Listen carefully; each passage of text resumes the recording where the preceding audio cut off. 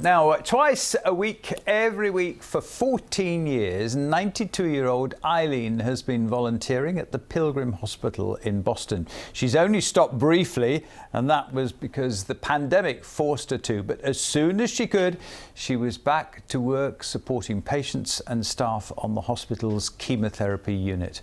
So what keeps her going? We'd all like to know. Jessica Lane has been to find out. About you, Mum, do you need anything?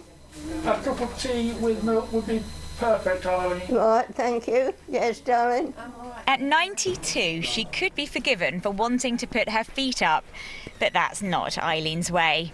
I lost my husband 16 years ago, and I'd always been interested.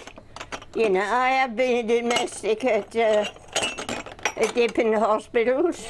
So Eileen started volunteering here on the cancer treatment ward 14 years ago, and staff and patients say it's the little things she does which make such a big difference. Are you local? Where do you live? I live in Boston. We couldn't keep up with her. She's running off to make another drink. She's never stops. She's always on the go, and she's always, you know, got a kind word, and she always says, you know, her patients come first. My son-in-law retired.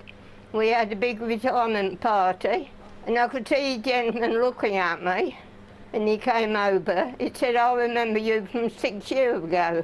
I remember you." He said, "You gave me," he said, "lots of cups of tea and good sandwiches." And it's not just Eileen. There are more than 200 volunteers across Lincolnshire's hospitals. Bosses want to increase that number to 1,000. Hi Chris, hello, how's it going? Everybody comes into hospital hoping to be fixed or to be made better, but what they take away is the memories of the little things that people did for them, the personal things, and volunteers can deliver that all day long. So I put them there, but I should have bought my trolley. Shouldn't you, all right? Yes, fine, thank you. As for Eileen herself, she plans to stay on as a cheerful friend and a helping hand here for as long as she can. Jessica Lane, BBC Look North in Boston.